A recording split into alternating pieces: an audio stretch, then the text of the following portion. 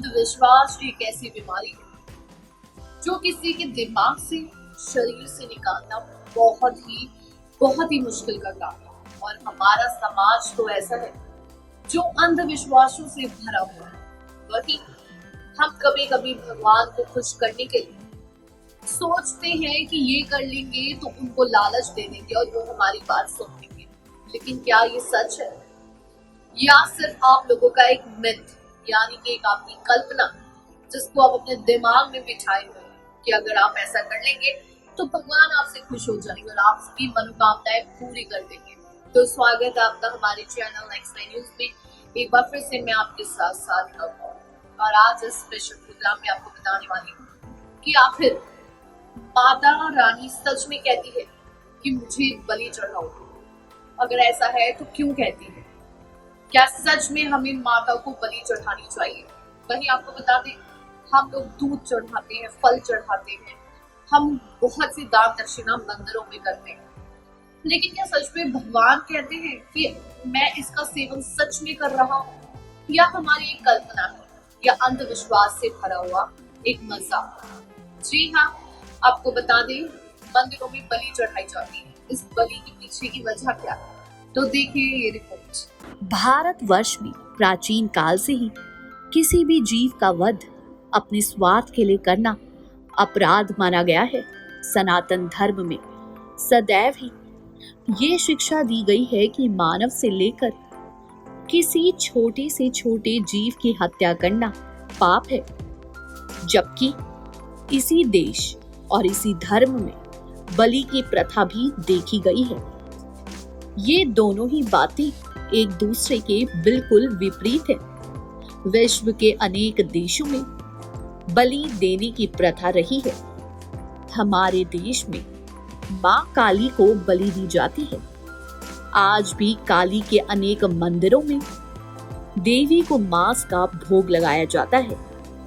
बंगाल के काली घाट, असम के कामाख्या जैसे मंदिरों में मछली या बकरे का भोग लगाया जाता है। वास्तव में बलि देने का क्या अर्थ है और क्यों मंदिरों में चढ़ाई जाती है बलि? बता दें, मां काली का रूप भयंकर है। उन्हें क्रोध और संहार की देवी माना जाता है। उन्होंने लोक कल्याण हेतु रक्त बीज, चंडमुंड, शुभ निशुंभ जैसे राक्षसों का संहार किया। इसलिए उनके हाथ में रक्त का एक कटोरा भी देखा जाता है।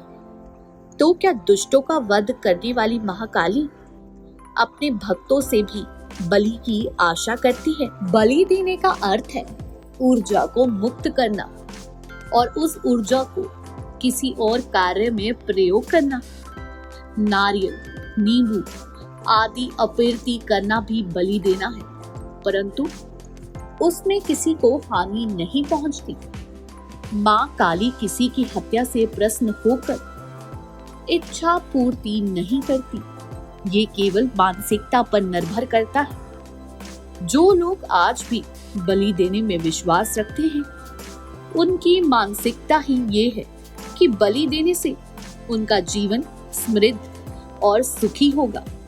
परंतु यदि गहनता से देखा जाए तो ये एक मानसिक रोग मात्र है। ऐसे कृत्य से कोई देवी देवता प्रसन्न नहीं हो सकते। ये क्रूरता का एक निम्न स्तर का उदाहरण है।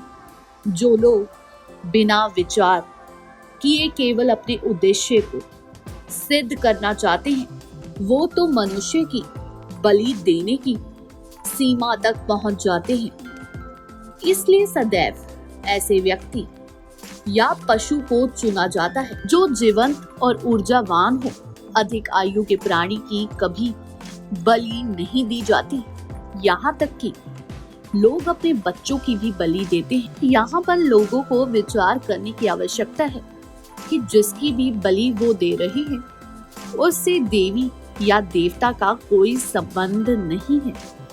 उदाहरणतया यदि बकरे की बलि दी जाती है तो उसे अतः लोग ग्रहण करते हैं, ना कि वो देवता जिसके नाम पर बलि दी गई है। यदि बलि को अध्यात्म से जोड़ा जाता है तो ये बिल्कुल आधारहीन विचार है। अध्यात्म का इन सब से कोई लेना देना नहीं है। वास्तव में अध्यात्म भौतिक जगत से बिल्कुल परे है। मनुष्य को ये जन्म इसलिए मिलता है कि वो अध्यात्म का अभ्यास करके सत्य को खोजे और मनुष्य जन्म को सार्थक बनाए, ना कि बलि जैसे कृत्यों से अपने स्वार्थ को सिद्ध करे और स्वयं को पाप के कुएं में धकेले। माँ काली या कोई भी देवी देवता किसी भी प्रकार की मांस की इच्छा नहीं रखते। मनुष्य को इस भ्रम से बाहर निकालकर एक बड़े दृष्टिकोण से जीवन को देखने की आवश्यकता है। आपको बता दें कि कहा जाता है कि महाकाली गुस्से में खून पीती है, लेकिन ये सब कुछ सिर्फ तब की बात है जब वो गुस्से में आ जाती है और उन्होंने कई राक्षसों का वध किया, क्योंकि उनको ऐसा करना पड़ा। इससे उन राक्षसों का दहन हुआ। आपको बता दें कि बलि देना सबसे बड़ा पाप का काम है। इसे चाहे कोई माने या ना माने, लोगों का अंधविश्वास इतना बढ़ चुका है कि वो आजकल कुछ भी कर रहे हैं। जहां लोग भगवान के नाम पर मंदिरों में दूध चढ़ा रहे हैं, वहीं गरीब दूध के लिए तरस रहे हैं। अगर लोग सोचे कि हम यही दूध किसी गरीब को दे दें तो सच में भगवान खुश होंगे। अगर लोग सोचे कि हम ये दूध मूर्तियों में चढ़ा रहे हैं, ये तेल मूर्तियों में चढ़ा रहे हैं, तो सिर्फ और सिर्फ आपका अंधविश्वास है, जिसने आपके शरीर, आपके दिमाग में जगह बना ली है कि भगवान तेल चढ़ाने और दूध देने से खुश होते हैं। वहीं दूसरी तरफ आपको बता दें, बलि चढ़ाकर भी आप लोग प्रसाद के तौर पर अपने घरों पर, अपने रिश्तेदारों को, अपने आस पड़ोस में बांटते हैं। ये सिर्फ एक परंपरा है जिसको आप लोग निभा रहे हैं। ये कोई भगवान के मुंह पर नहीं जा रहा है। चाहे आप बकरे की बलि चढ़ाएं या फिर किसी की भी बलि चढ़ाएं, कोई भी भगवान इसका सेवन नहीं करता। भगवान भगवान होता है और राक्षस राक्षस।